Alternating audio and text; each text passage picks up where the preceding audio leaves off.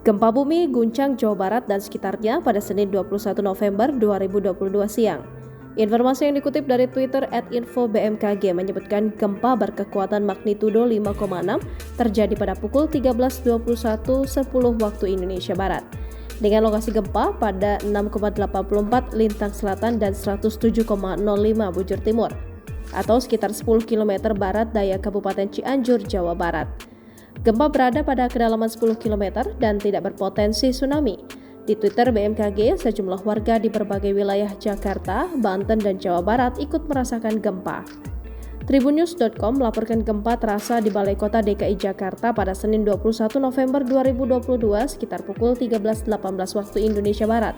Para aparatur sipil negara keluar dari gedung Balai Kota dan berkumpul di lapangan terbuka. Gempa di Cianjur, Jawa Barat terasa hingga di beberapa wilayah di Jakarta. Salah satu lokasi yang terasa dari guncangan gempa itu terjadi di Pengadilan Negeri Jakarta Selatan, di mana berdasarkan amatan tribunnews.com, kondisi di Pengadilan Negeri Jakarta Selatan saat sidang untuk terdakwa Barada Richard Eliezer Pudihang Lumiu atau Baradae, Ricky Rizal, dan Kuat Ma'ruf seketika ramai saat gempa mengguncang sekitar pukul 13.21 waktu Indonesia Barat itu. Gempa tersebut memang jelas terasa dengan durasi singkat sekitar beberapa detik. Namun guna menghindari hal yang tak diinginkan, sebagian besar karyawan, petugas serta pengunjung sidang berlarian keluar ruang yang ada di Pengadilan Negeri Jakarta Selatan. Beberapa di antaranya terpantau panik seraya mengabadikan momen guncangan gempa tersebut. Salah satu pengunjung sidang bernama Iqbal mengaku merasakan jelas guncangan gempa itu.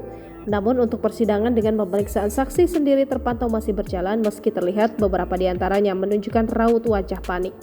Hingga berita ini diturunkan, sidang dengan agenda untuk terdakwa Richard Eliezer atau Barada Eliezer, Ricky Rizal, dan Kuat Ma'ruf masih diskors untuk penggantian saksi yang diperiksa.